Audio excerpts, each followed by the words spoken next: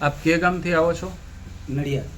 નડિયાદથી આવો છો અને અગાઉ કેના માટે દ્વારકા મુખ્ય સંશોધન કેન્દ્રમાં આવ્યા હતા આપ? એટલે અમારા એક સંબંધીના દ્વારા અમે આવ્યા હતા બરાબર પહેલાં. એમને અમને સલાહ આપી હતી કે અહીંયા આ જગ્યાએ જાઓ. બરાબર. આપને દર્દી કોણ છે? મારા પપ્પા છે. શું તકલીફો હતી? કેન્સર એમને જબડાનું હતું. એમાં એમને અહીંયા હોલ બી પડી ગયું હતું અને ખોરાકમાં ઘણી તકલીફો હતી પહેલાં.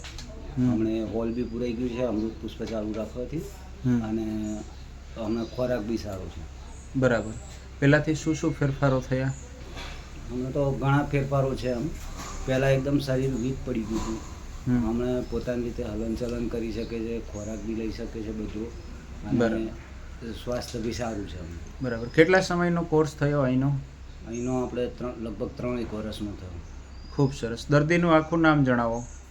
દર્દીનું જયંતિભાઈ કાનજીભાઈ પટેલ. બરાબર. અને તમારો મોબાઈલ નંબર જણાવો ભાઈ. 9898 67 61 38. બરાબર. કે કોઈ આવી જટિલ તકલીફવાળા લોકો હોય તો તમારી પાસેથી પણ અમૃત પુષ્પ દ્વારકા કેન્દ્ર વિશે માહિતી મેળવે તો લોકોને એક સાચી દિશા મળે. બરાબર છે? વાંધો. ઓકે. જય દ્વારકાધીશ. જય દ્વારકાધીશ.